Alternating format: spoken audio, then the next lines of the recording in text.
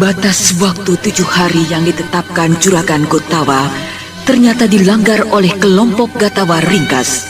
Maka kelompok itu dianggap bukan anggota lagi, dan kaum perusuh pun kembali beraksi membakar pasar gede serta membunuh Tumenggung Ratian, orang kedua yang paling berpengaruh dalam pemerintahan kerajaan Madangkara.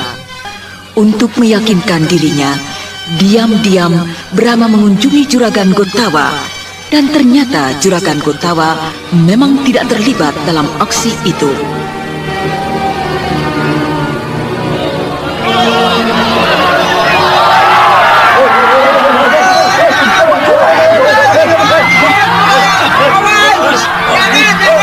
Apa itu?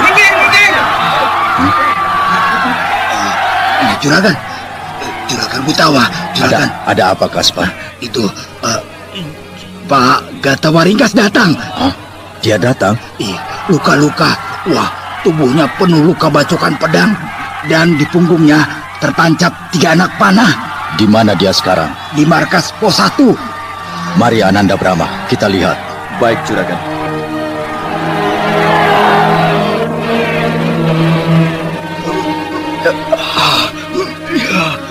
Gatawa Ringkas. Gotawa, kamu benar.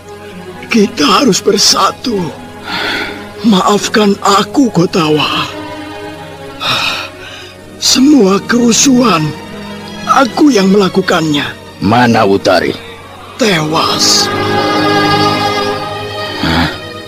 Utari tewas? Oh, Utari.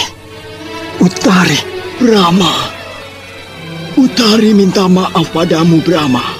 Oh, iya, aku maafkan. Di keraton banyak tokoh sakti. Kami tidak sanggup. Mereka terlalu kuat. Pedang merah Utari di mana? Dirampas. Celaka.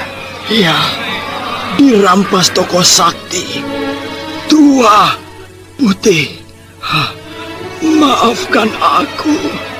Selamat berjuang.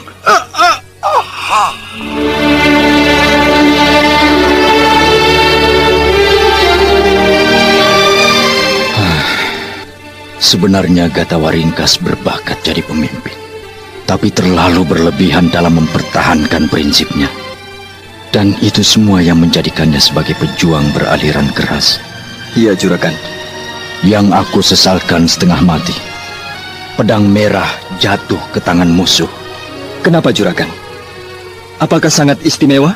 Sangat sakti? Ya, pedang pusaka itu milik Panglima Bernawa, Panglima Angkatan Perang Kerajaan Madangkara, yang gugur melawan bala tentara Kuntala. Gatawa Ringkas yang tahu banyak tentang pedang itu, karena dulu dia dekat dengan Panglima Bernawa. Pantas Utari dekat dengan Gatawa Ringkas. Soal kesaktian pedang itu, aku memang kurang paham. Tapi yang jelas, ketika Utari mencabut pedang itu di hadapanku, maka besinya, besi putih biasa, tiba-tiba mengeluarkan sinar merah. Hawanya sangat panas. Tapi sebetulnya pedang itu tak tepat untuk dipakai bertempur, karena terlalu besar dan berat. Dan rupa-rupanya Panglima Bernawa pun tak pernah memakainya. Iya.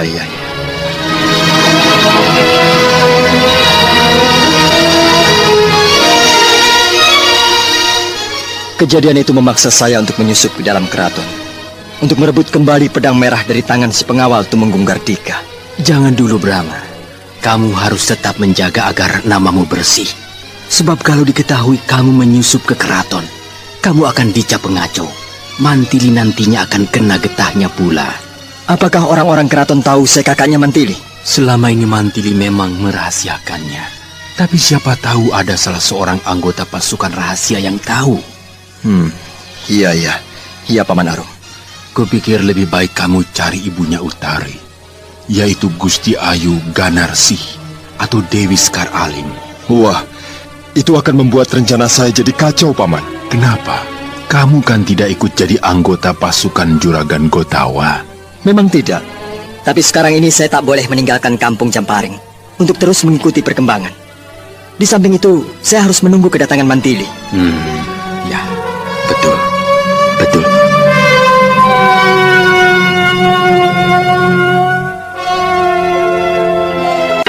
Ada orang. Mana? Mana? Mereka lepat di atas genting. Waduh, pasti penjahat lagi. Mban, kamu cepat masuk ke peladuan Gusti Putri. Bersikap wajar saja, seperti tidak ada apa-apa. Ya. Iya. Siapa kau? Kamu pakai topeng. Pasti anggota perusuh. Mana Tumenggung Gardika? Hei, kamu perempuan ya? Mana Tumenggung Gebrat itu? Mau apa cari beliau?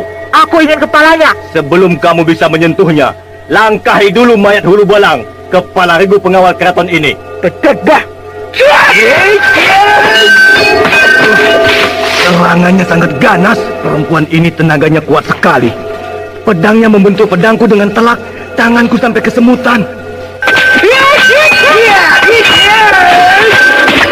Aduh, sialan, pinggangku kena. Gawat, dia bukan lawanku.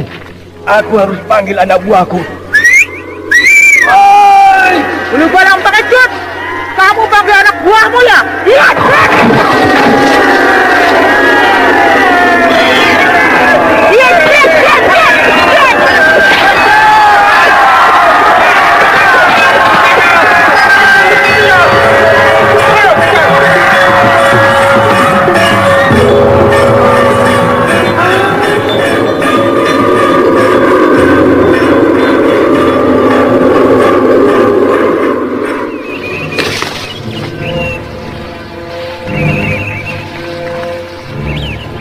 Siapa di luar?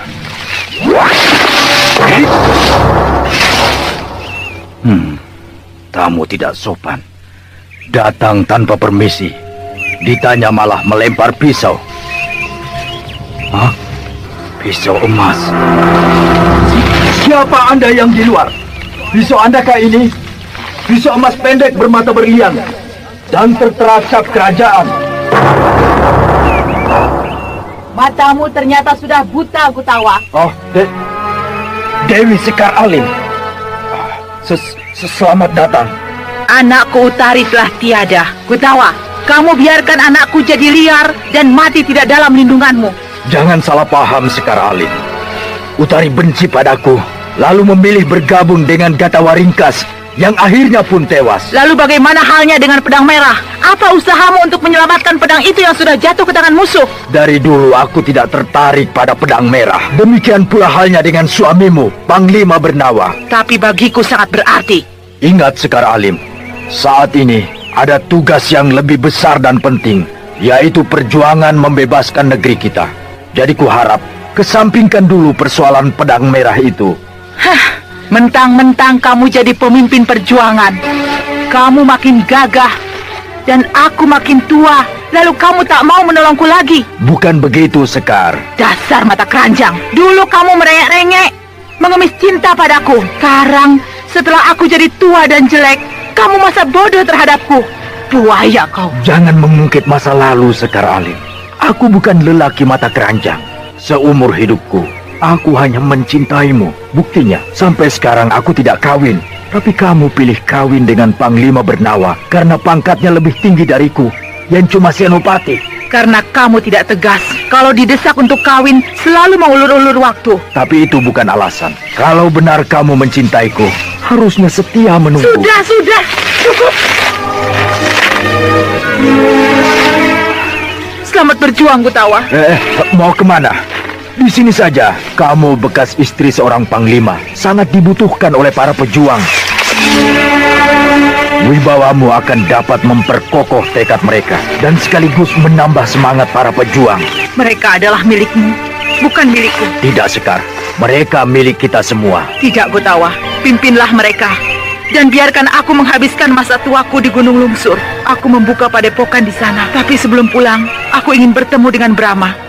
Brahma sedang ada di Kampung Jampari. Mungkin besok dia akan ke sini.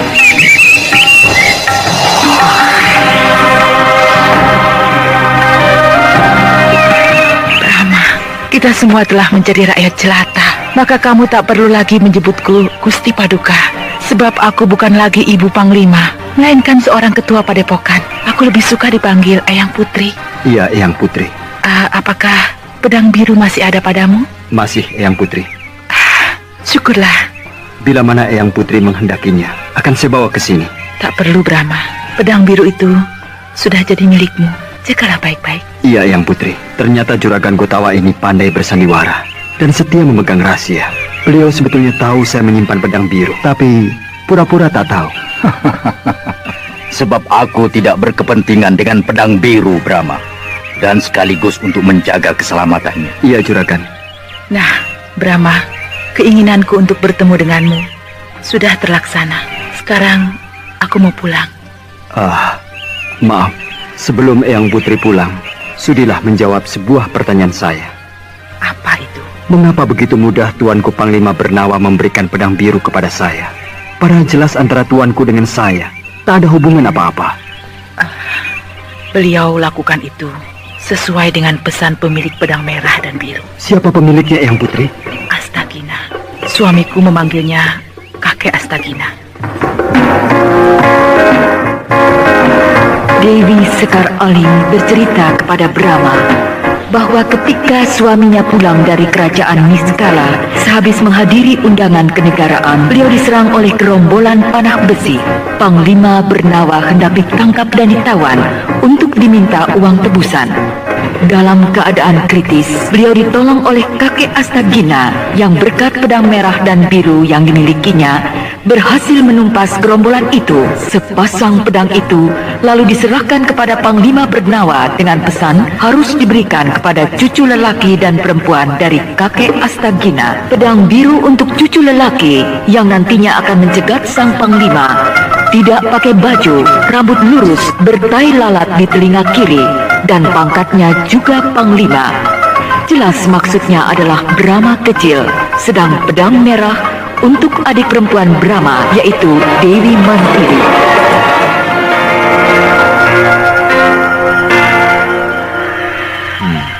Tiga malam kemarin berturut-turut udara terasa dingin, tapi malam ini hangat, udara terasa nyaman. Benar, Kanda Tumenggung. Pada malam-malam yang lalu, saya selalu memakai baju hangat. Tapi malam ini, rasanya badan hamba segar. Ada orang di atas genting rumah kita. Oh, benarkah? Iya, satu orang. Apa maksudnya? Apakah dia pencuri? Kanda belum tahu. Dinda Gayatri, ambil cangkir itu. Cangkir? Untuk apa, Kanda? Akan Kanda lempar dia pakai cangkir. Hati-hati, Kanda. Lihat! Hebat, dia menangkis cangkir dengan pedang. Coba sekali lagi. Lihat! Hebat. Hei! Dia menantang aku. Jangan, Kanda. Orang itu mengembalikan cangkir dengan cara melemparkan senjata rahasia. Untung bisa kutangkap. Kalau tidak, cangkir yang bagus itu bisa hancur pecah kena lantai. Suara perempuan, Kanda. Rasanya aku kenal suara itu. Iya, seperti suara... Mantili! Mantili, anakku. Kemarilah, anak. Ibu rindu. Apa kabar, Ibu? Kamu nakal. Sini, anak nakal. Ramanda? Anak bandel, senangnya menggoda ayah. Kamu ini keterlaluan, Mantili.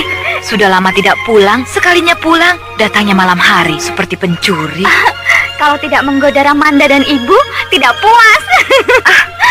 Dengan riang, Mantili menceritakan kisah pertemuannya dengan Brahma kakaknya. Di samping itu, Mantili juga melaporkan keadaan Madangkara yang kacau balau karena kebodohan dan penyelewengan para pejabat keraton. Mantili lalu minta jabatan kenegaraan kepada ayahnya, lalu minta ditugaskan ke Madangkara untuk memperbaiki keadaan pemerintahan. Arda Lepa setuju dan akan mengajukannya kepada Sri Baginda.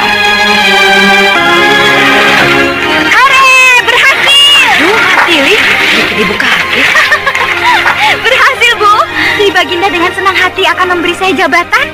Betul, Kanda? Iya, karena terdorong oleh rasa kasih beliau pada Mantili. Saya ingin minta jadi senopati. Senopati itu kan jabatan untuk lelaki, sebab itu pangkat dalam pasukan perang. Apa salahnya, Bu? Saya sanggup jadi senopati. Kalau mau diuji boleh. Semua senopati yang ada di kerajaan Kuntala ini boleh diadu dengan saya. Punya anak perempuan kok seperti laki-laki, galak dan garang. Ibu jadi khawatir kalau kamu bakal sering bentrok dengan orang. Saya tidak takut sama siapa saja. Apalagi sekarang ada Kakang Brahma, 1000 senopati, sekali sabet tumbang semua. Mentang-mentang punya kakak, kamu jadi lebih berani. Daulat Kanjeng Tumenggung. Raden Samba. Kemarilah, Raden. Daulat Kanjeng Tumenggung, Prasta Samba menghaturkan sembah. Sembahmu saya terima. Daulat Kanjeng Tumenggung. Bagaimana hasil muhibah Raden ke Kadipaten Rangkum? Berkat doa Kanjeng, kemelut di Kadipaten Rangkum berhasil saya atasi. Bagus, Raden. Daulat Kanjeng. Nah, Raden, inilah putri saya, Dewi Mantili, yang pernah saya ceritakan dulu kepada Raden. Selamat datang di Kuntala. Saya gembira dapat berkenalan dengan Kanjeng Putri Dewi Mantili. Terima kasih, Raden. Mantili, ini Raden Prasta Samba, biasa dipanggil Raden Samba, putra Pangeran Garna dari Kerajaan Sanggam. Baru 4 bulan ditugaskan di sini. Senang sekali dapat berjumpa dengan Paduka Raden. Terima kasih, Kanjeng Putri.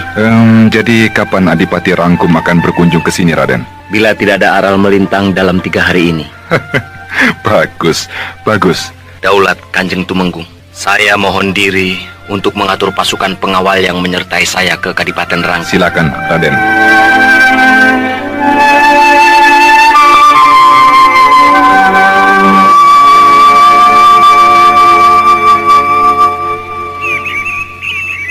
Kaspar, Rastam. Iya. Panggil Gotawa ke sini. Baik, Paduka.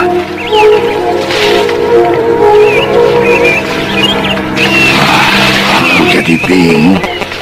Siapa sih sebenarnya yang jadi pemimpin? Ya, Juragan Gotawa. Tapi Dewi Sekar Alim itu seenaknya saja. Sering memberi perintah pada kita. Dan caranya memanggil Juragan Gotawa tidak sopan sedikit pun. Gotawa, itu saja. Tak pakai juragan. Iya benar, mentang-mentang bekas istri Panglima Bernawa. Iya. Ayo cepat kita cari Juragan Gotawa. Iya. Tidak tahu keburu dimarahi. Iya, ayo.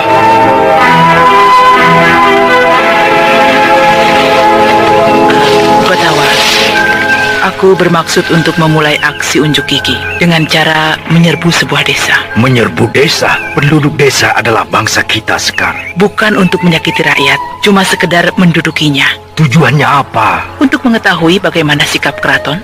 Tentu saja mereka akan menggempur kita. Kita lawan. Jangan ngawur, Sekar Alim. Pasukan tempur kita masih hijau, baru merangkak, belum kuat, belum saatnya dihadapkan pada suatu pertempuran besar. Modal kita keberanian. Berani kalau tanpa perhitungan bahaya, Sekar Alim. Mereka sudah jenuh, Gotawa. Tiap hari hanya latihan.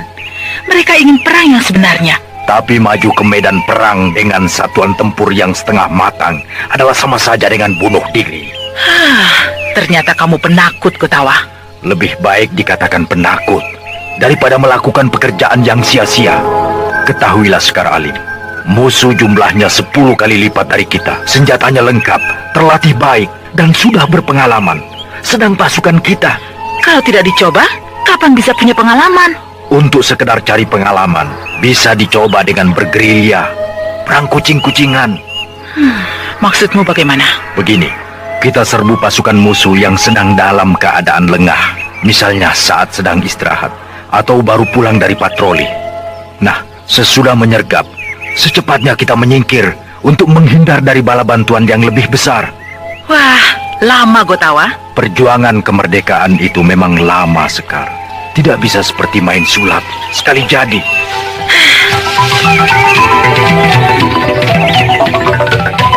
Siasat perang gerilya jadi dilaksanakan oleh Juragan Gotawa dan hasilnya memang memuaskan. Kaspar dan Rastam yang memimpin penyergapan mendapat pujian dari Juragan Gotawa dan Dewi Sekar Alim.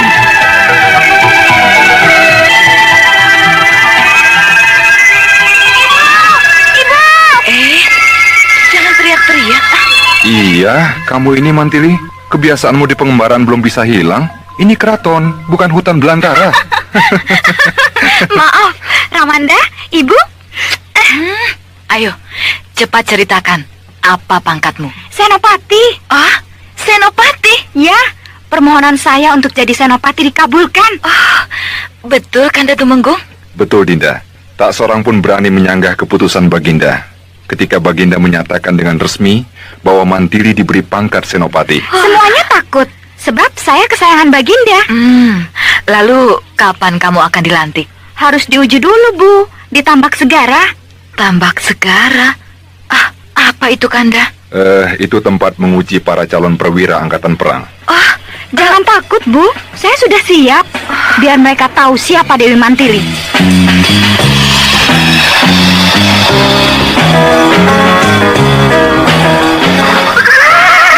Ya! Bagus, bagus. Sungguh pantas, Tuan Putri. Raden Samba? Pandai sekali Tuan Putri menunggang kuda. Sedang latihan saja, Raden. Saya mengucapkan selamat dan turut gembira. Tuan Putri diangkat menjadi senopati. Terima kasih, Raden. Oh iya, hendak kemana Tuan Putri? Sehingga pakai pelana kuda berlapis besi. Besok saya akan ke Tambak Segara. Ada baiknya Tuan Putri berhati-hati. Sebab saya dengar Tambak Segara merupakan tahap ujian yang paling berat dan berbahaya. Sudahkah Raden mengalaminya? Belum. Saya bukan perwira angkatan perang. Jangankan disuruh mengayunkan pedang, memegangnya saja saya tidak bisa. Raden merendahkan diri. Sungguh Tuan Putri, saya hanya bisa sedikit menulis. Itulah makanya saya ditugaskan di bagian perbekalan. Maaf, saya telah mengganggu acara latihan Tuan Putri. Saya harus kembali ke tempat tugas. Saya berdoa semoga Tuan Putri lulus dalam ujian. Terima kasih, Raden.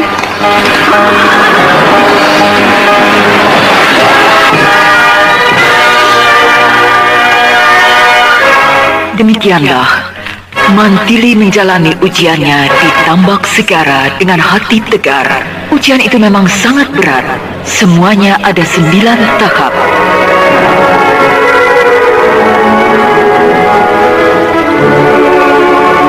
Tumenggung Ardalepa hanya mampu sampai ke tahap 6 saja, maka beliau hanya mendapat pangkat petinggi. Sedangkan Panglima Arya Rongkah berhasil sampai ke tahap 8, dan hanya beliau sendiri yang mampu mencapai tahap itu.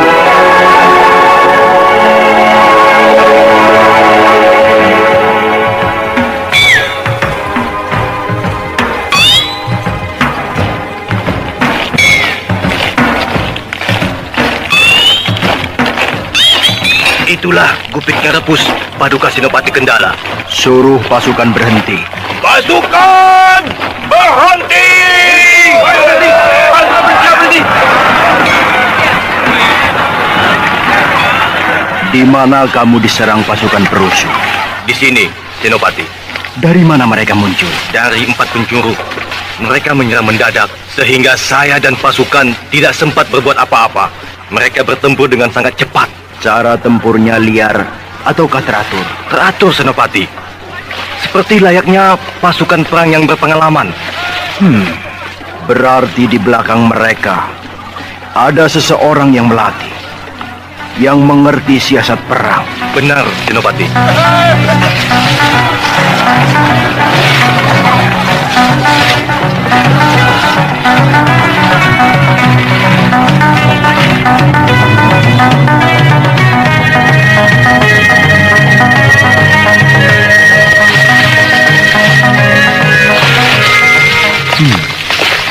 Pasukan keraton itu tidak menuju ke Bukit Kelabang, tapi membelok ke arah Gupit Kerepus. Mau apa mereka? Paling aman, aku harus melakukan pengintaian dari angkasa, sekaligus mengacaukan perhatian mereka. Iya, aku harus memanggil sahabatku yang perkasa, burung Rajawali raksasa.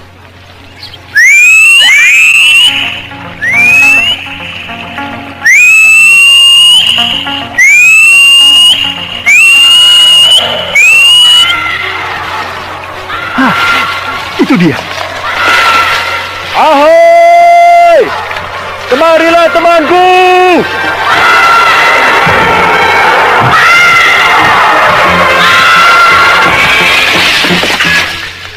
Apa kabar sahabatku?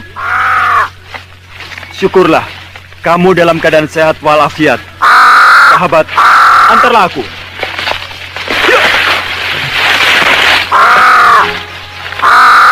Bawalah aku terbang. Kita akan bersiar kembali di angkasa sambil melakukan sedikit pekerjaan.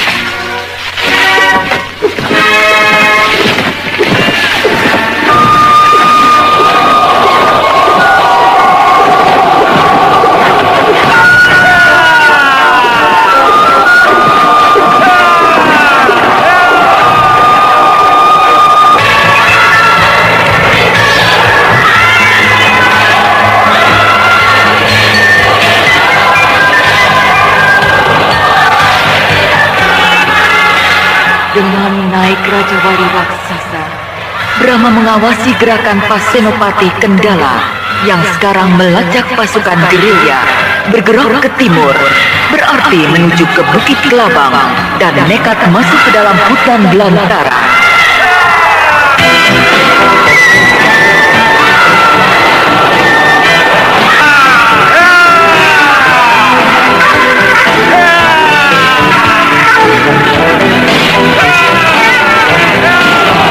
Brahma menyuruh Raja Wali Raksasa menunggu pasukan itu keluar dari dalam hutan kembali.